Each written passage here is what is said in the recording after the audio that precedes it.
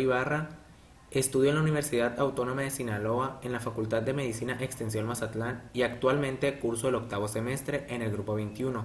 El tema a exponer es sarcoma de tejidos blandos.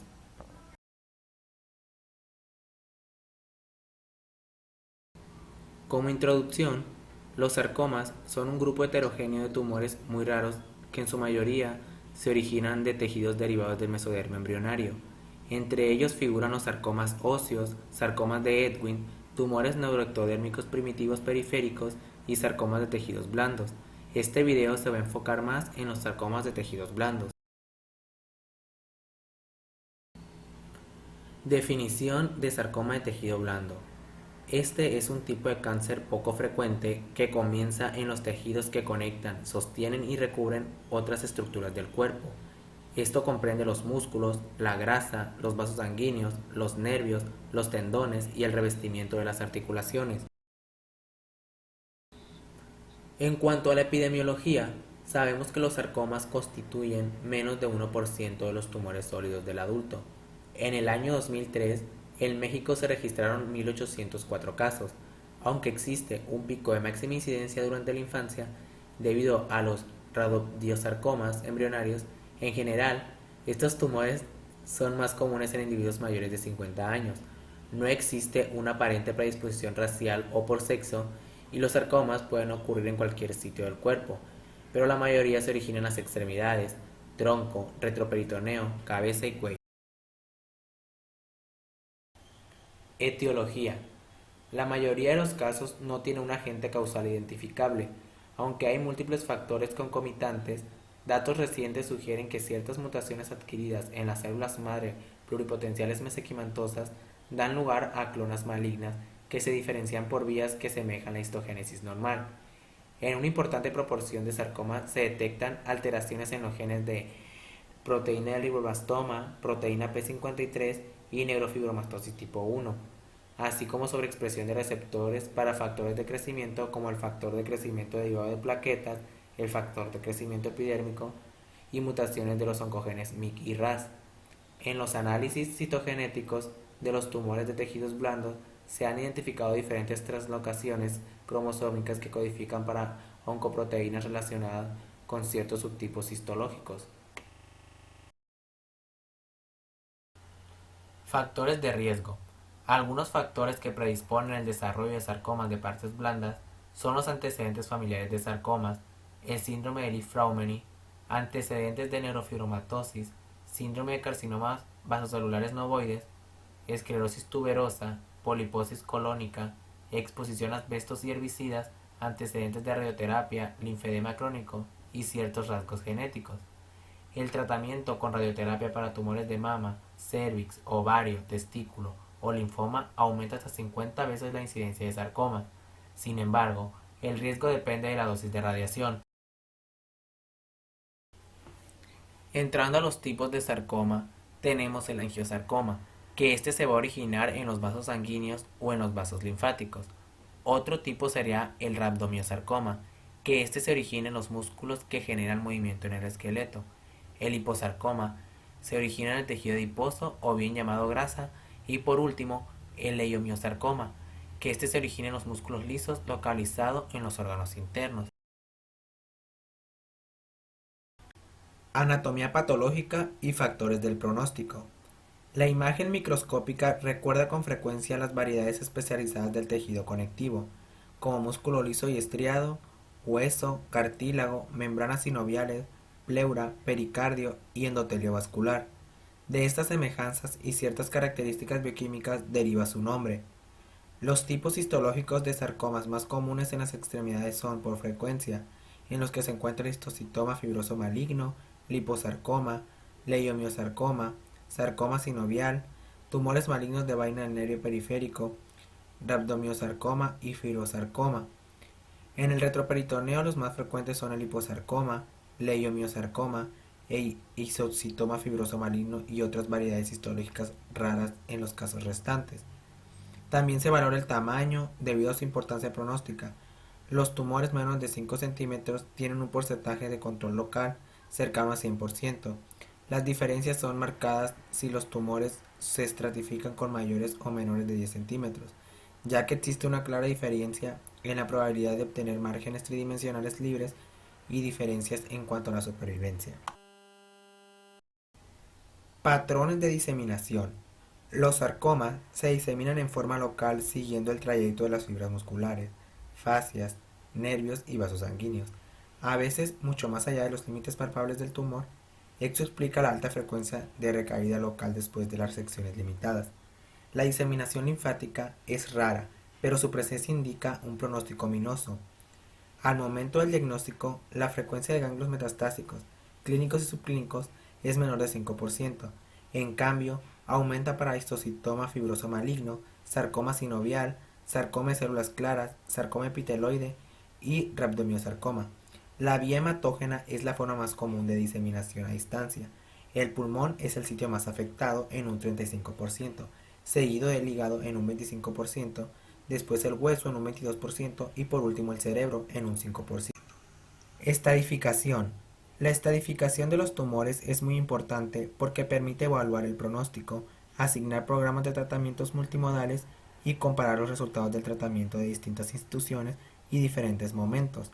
Los principales componentes de la nueva estadificación son grado, tamaño de la lesión y presencia de metástasis ganglionares a distancia. La profundidad de la lesión es una nueva variable, considerada como una categoría dentro del tamaño ganglionar. Se van a encontrar 4 estadios. En el estadio 1, el tumor es pequeño y de grado bajo. En el estadio 2 y 3, el tumor es grande y de grado más alto. En el estadio 4, el cáncer se ha diseminado a otras partes del cuerpo, el tumor es original y puede tener cualquier tamaño, cualquier grado y puede o no haberse diseminado a ganglios linfáticos regionales.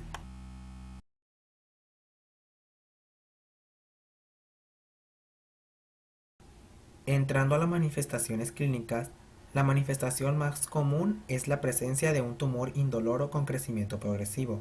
La aparición temprana de las manifestaciones depende de la localización. El muslo y el retroperitoneo puede alojar tumores de 10 a 15 centímetros antes de ser evidentes. En contraste, la mano y el brazo se hacen evidentes desde que alcanzan los 2 centímetros. La parrilla torácica y la pared abdominal representan una situación intermedia. En general, los hallazgos y síntomas se atribuyen a desgarros musculares, hematomas o abscesos. El diagnóstico diferencial incluye una variedad de tumores benignos, de los cuales el más frecuente es el lipoma. La mayoría de los pacientes con sarcomas retroperitoneales se presentan a consulta con una masa abdominal con o sin dolor concomitante. Hasta un tercio cursa con algún síntoma derivado de la comprensión de raíces nerviosas.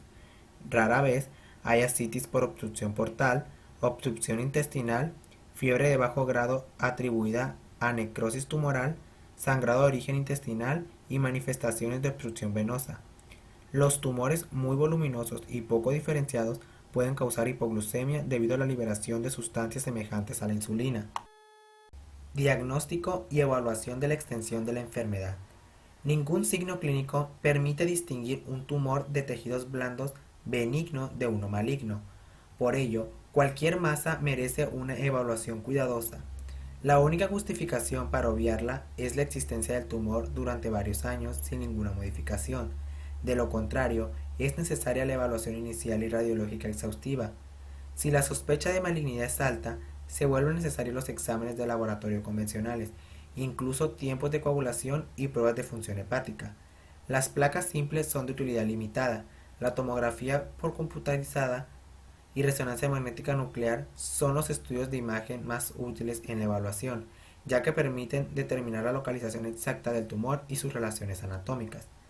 En los sarcomas de alto grado, sobre todo si son mayores de 5 centímetros, esté indicada durante la evaluación inicial una tomografía computarizada de tórax con ventana para parénquima pulmonar, con el fin de excluir metástasis, los cuales podrían modificar el enfoque terapéutico.